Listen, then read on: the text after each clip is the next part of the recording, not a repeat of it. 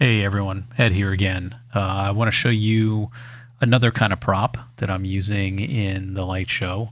These are new to me this year. This is a 180 degree Christmas tree from Boscoyo. It's a little bit of a different design, but 180 means it's only going to have lights on the front part of the tree, not the back part. I don't really need lights facing the house. I just want lights facing the people that are looking at the show. So this tree will have 5 sections. Each section has, I think, 17 total lights, which starts to come out to some weird numbers if you're looking at how many lights you're going to need for this prop and how you're going to lay out the lights in those holes. 17 times 5 is 85.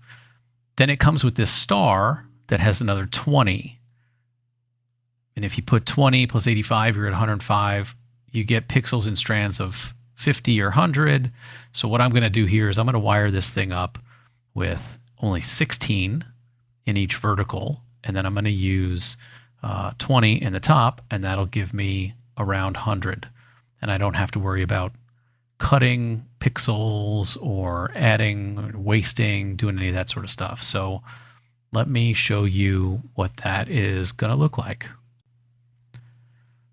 All right, so I got all the pixels pushed in. Notice I left the bottom row empty down there. So I've got 16 up and down each. That gives me 80, and then 20 up at the top. But one thing that I wasn't expecting is these bottom pixels are so far apart that my wires didn't reach. I thought about a lot of different things, leaving a pixel inside there that I didn't use, but then I'm wasting more pixels and I got to waste another line or something.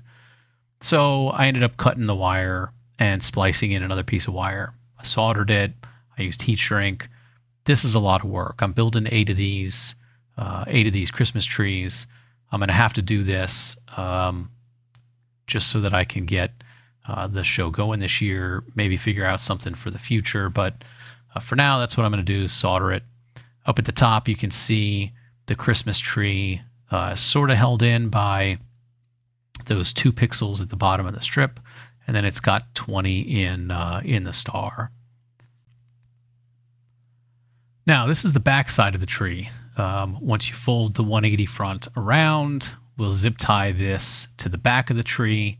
We need something that we're going to use to hold the tree up once it's out there. And you can see those little holes down the center of the back. I'm going to use a piece of PVC pipe. I'm going to zip tie this PVC pipe to this back piece, and then I'm going to zip tie the back piece to the tree, and we'll get the tree all assembled.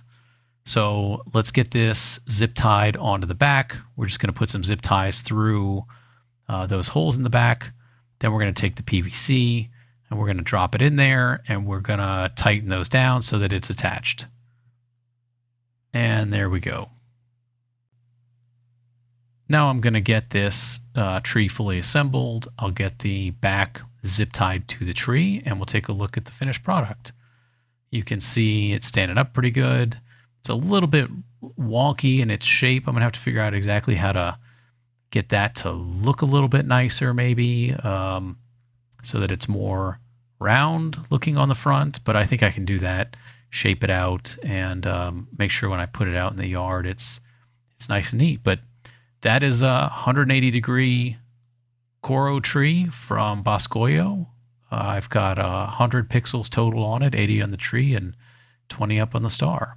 So that's another type of prop, and how you would go about assembling that prop.